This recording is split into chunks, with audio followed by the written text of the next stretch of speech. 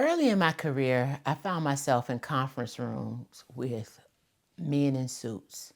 I would walk down the hall and as I approached the conference room, I could see the gathering and the football chatter.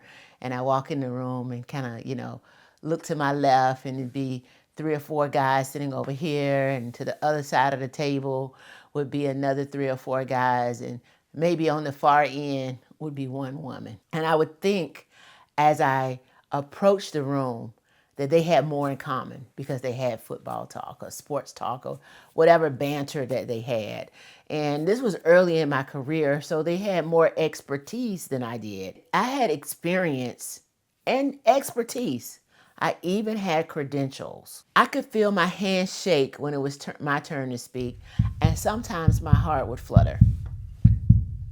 I don't know. Maybe I thought I was going to be judged. Maybe I thought I hadn't rehearsed or not. But maybe I even thought they knew more than I did. But what I know for sure is that I had something to offer. I had something to bring to the table.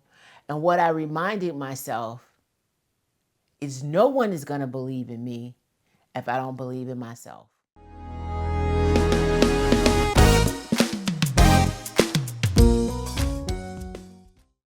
So today I want to talk about having leadership confidence and executive presence so that you can win no matter what room you're in. So your hands will not shake and your heart won't flutter because you're the only one at the table. Imagine standing in a conference room or at a podium ready to speak. What I want to share with you are a few tips, three major tips on how you can take control of any room with confidence and lead with confidence and lean into knowing, like my mentor told me, you're the expert, own it. The first thing I want to encourage you to do is celebrate your small wins. Sometimes we don't give ourselves credit for what we actually know. You can listen to one of my other episodes on the annual audit when I invite you to take out your phone, your calendar, and just do a review of where you are, who you're with, what you've done. If it made it on your calendar, you had intention for it. You believe that it's important enough to capture that moment. What do I mean by celebrate the small wins? There's three strategies to do that as well. First, keep a win list. When you have something that's happening in your life and you win, jot it down so that you don't lose it in your memory, so you don't lose it in your history. You may be a grant writer. You didn't get the grant, but you completed the application, and it's the best application and the highest score you received. Write that down. You may have, in your personal life, created the recipe that you've always, you wanted to try a new Thai recipe that you hadn't tried before, and it came out magnificent. Jot it down. Celebrate the wins as you go so that you can capture your success. The evidence is the fact that you're on the journey, that you're tracking progress. Perfection isn't about knowledge, it's about change behavior. Perfection is even a lofty goal.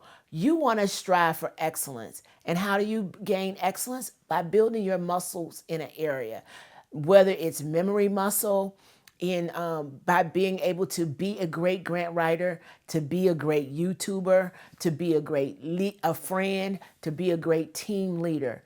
Count the evidence by celebrating the small wins. There are two other ways to really affirm your small wins. One, put a good network of people around you that will pour into you, that will tell you that was great or that was not so great. Because sometimes with those blinders, you'll miss it. And the last point of really making sure that you celebrate your wins and that you're prepared for wins, speak affirmations over yourself. Say that I am powerful. I am the expert. I have a knowledge base that I bring to this situation. I used to go into these meetings and, my hands would be shaking. But the moment I acknowledge that these are just people in the room and I'm in the room too, whose hands am I making shake? Right?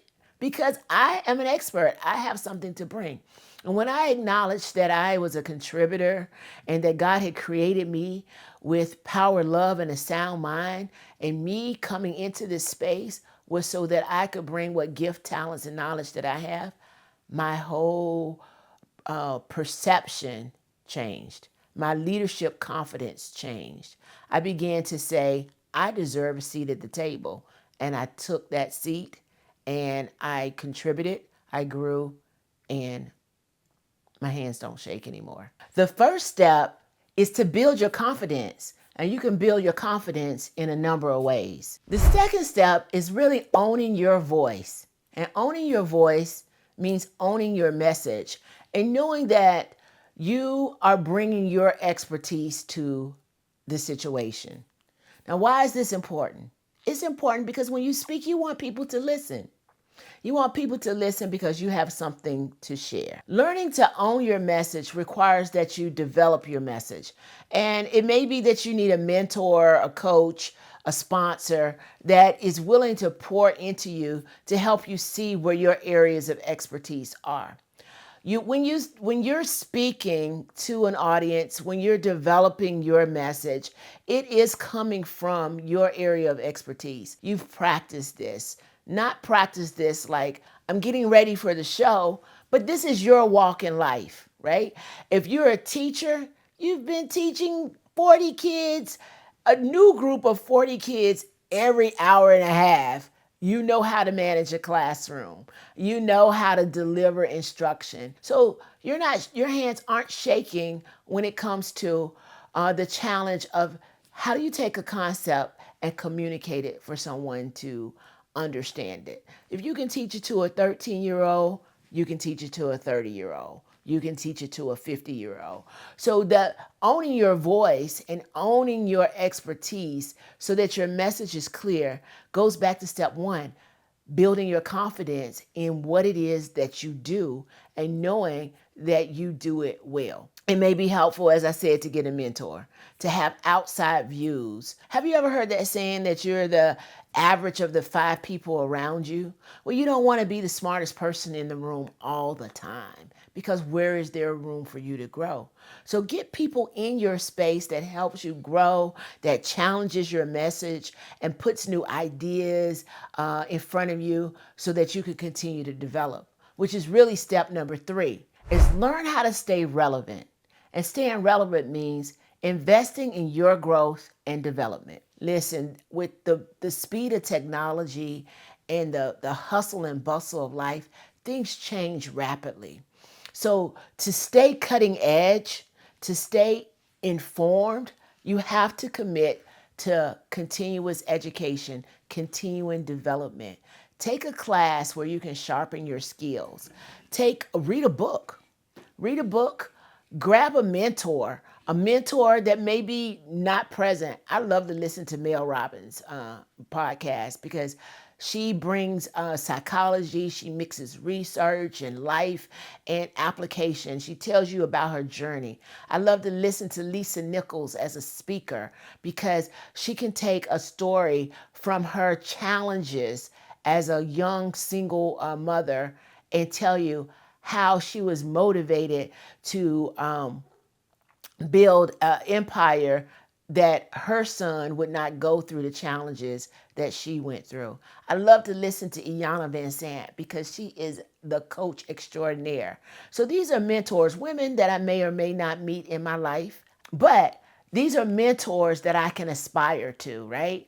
I have conversations with them sometime on my drive time just so that I can speak the way that they speak, right? I can hear the challenge the way they speak. I love to listen to political news as well to get a perspective on what does the other side think, or who's neutral on this? What do I believe is fact and fiction, right? Because there's some fiction out there.